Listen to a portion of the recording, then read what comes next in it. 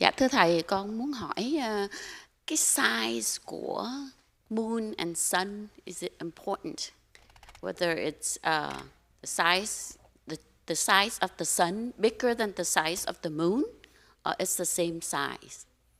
Câu đó hỏi rằng là cái mặt trời đó là cỡ nào, mặt trăng là cỡ nào. Tại vì khi mà đi dạy là người ta thường người ta hỏi câu đó lắm.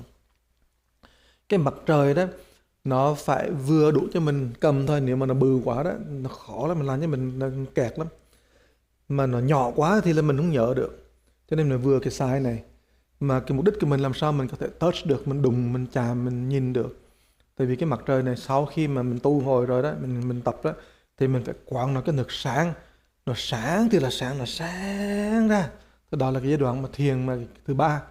Giai đoạn thiền thứ ba của mình là mới phát sáng ra. Bây giờ tới đoạn 1 đó là mình chỉ I'm home. Giai đoạn 2 đó là mình thấy nó nằm đó thôi. Giai đoạn 3 đó mình mới làm cái này thiệt sáng ra. Cho nên là nó từ từ tới cái chỗ đó, mình nếu mà nó bự quá thì nó nặng nề lắm, nó nhỏ quá thì không được, nó vừa cầm tay. Tới đây nó nằm. Hồi xưa thầy nói lần này là hồi xưa cái khóa mà thiên văn học của người hồi xưa đó là khoa bói toán mà gọi là tính tưởng thiên văn của họ, đó là nói về cái số mạng của người của mình, chứ không phải là thiên văn là nói về là astronomy, họ là astrology, tức là họ nói về cái khoa mà gọi là bói toán thiên văn địa lý đó. Thì họ nghĩ cái ngôi sao họ trên trời là xa lắc xa lơ để mà nói rằng đó cái mạng của mình đó là thuộc về những cái chuyện mà trên trời kia kìa, họ quyết định giùm mình không thể nào quyết định được. Cho nên tất cả ngôi sao là nó nằm xa, mình không đụng được, mình không chạm được, mình không có sửa đổi được. Mà họ nói chỉ chiếu xuống mình là mình chịu thôi. Thì mình chết cứng như này. Cho nên đó, cái thiên văn hồi xưa đó là cái mục đích đó là nó nói rằng là cái đời mình không thể control được. Vì vậy cho nên mình phải tin vào những cái chuyện này chuyện kia. Đó là lý do mà tại sao nó có cái khoa thiên văn hồi xưa. Và nó phải có những ngôi sao mình đụng không được, chạm không được.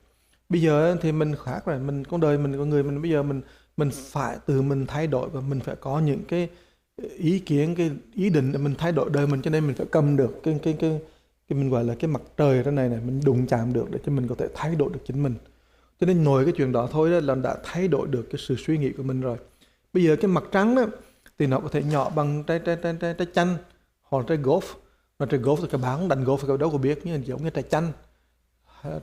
Nhưng mà nếu mà trái chanh mà nó bự ra thành trái dưa hấu cũng càng gì tới 5 rưỡi mà, thì miệng là 5 rưỡi đó thì một lúc nào mình đứng trên cả. Thành nhiều khi mình thấy nó nhỏ, nhiều khi là các bạn đứng ra ngoài cái thì bạn phải nghĩ là khúc dưới này là nó có một cái trái cầu bự lắm, nhiều khi là bự bằng cái chỗ cái tòa cái này gọi là cái gì, cái stage là cái gì, cái platform của mình. Thành ra cái hay của cái mặt trăng đó là nó phản chiếu cái chân lý, mà nhiều khi nó nhỏ nó to tùy theo con người mình. Là mình nhiều khi mình phản chiếu nó hay thì nó bự, còn mình phản chiếu nó không hay thì nó nhỏ thôi. Thành ra đó là mình khi mà đi dạy đó thì mình phải nói rõ như vậy, đây là phải sai như vậy, còn sai gì kia này, nhỏ cũng được, to cũng được, tùy theo cái bác internalize là bác nhập tâm cái chân lý cỡ nào thì bác cho cái mặt trăng là bự cỡ đó, dễ không? Đấy.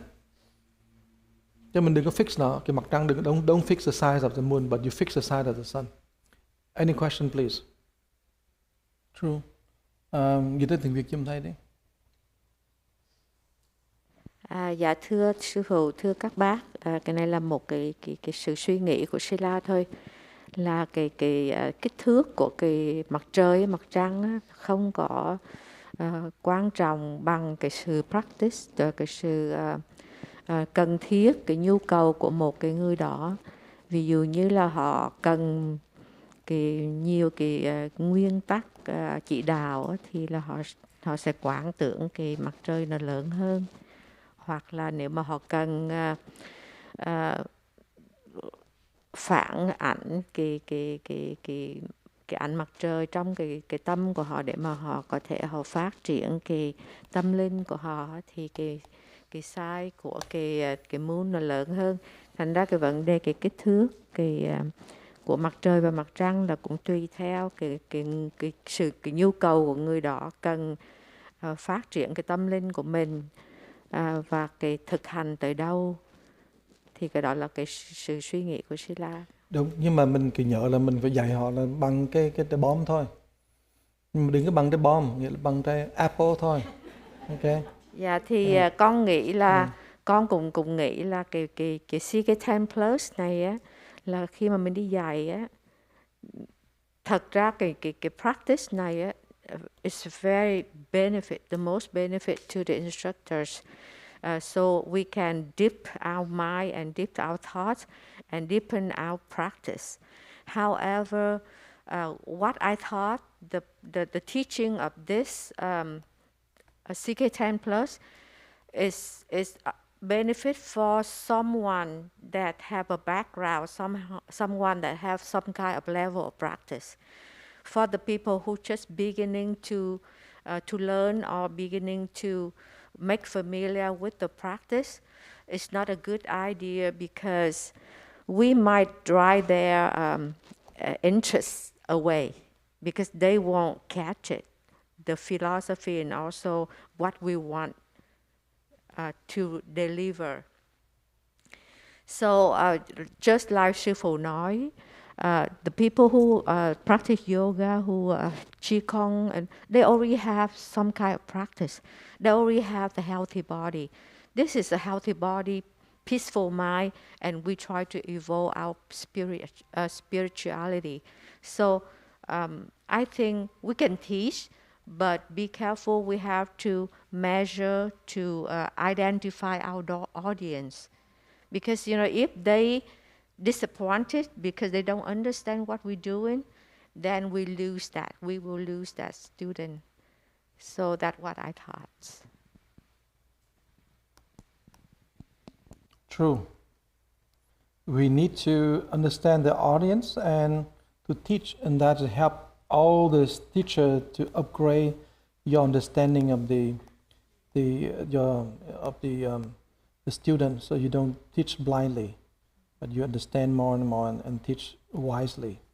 So you upgrade yourself, but for sure that there are people who in need of this kind of practice because they're looking for something that is really fruitful, something that they can see that their body and mind and their life can have an answer. Because a lot of people, they don't come just to get sweating.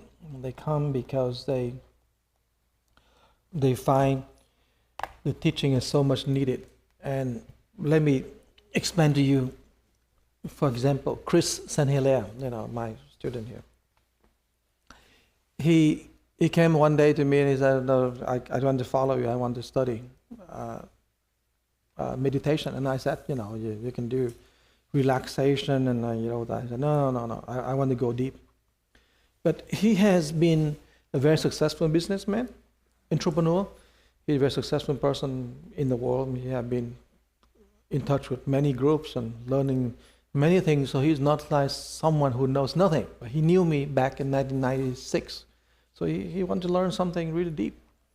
And a lot of us had the fear, okay, don't teach Americans mantra because they will see you as charlatan, or they say you're weird. But it turned out that he said, teach me mantra. So I taught him Sa and the mantra, salute, salute, om, salute, and he imitated.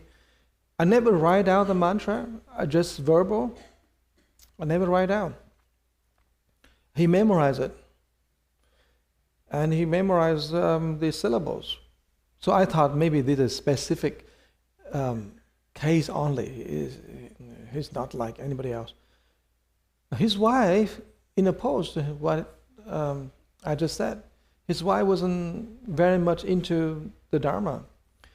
But I taught quite a few more formal students, American students, during the pandemic, and they asked the same thing. Is this Buddhist? I said, what are you talking about? Breathing and relaxing and get into the state of relaxation. I said, no, this is universal. I said, no, please teach me something real Buddhist. I taught them I am home meditation. They're so happy. And then they asked some more.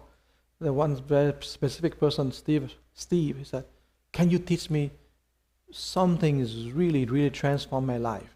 That's the first person to ever speak to me and ask that question. And I said, yeah, sure. So I teach him Sa, the water coming down. I teach him the lotus, and I teach him the mantra. And again, never write out that much. I spoke, and then he taped it, and then he learned from it, and then later I sent him some text, but he memorized it. But it turned out that we may not understand American people who really want to learn. When they learn it, they're really deeply learning it. They're not want to be superficial. So we have to have something deep. And our system is not the New Age system. We have something very deep, very profound. It's been verified and re-verified by the master up until now.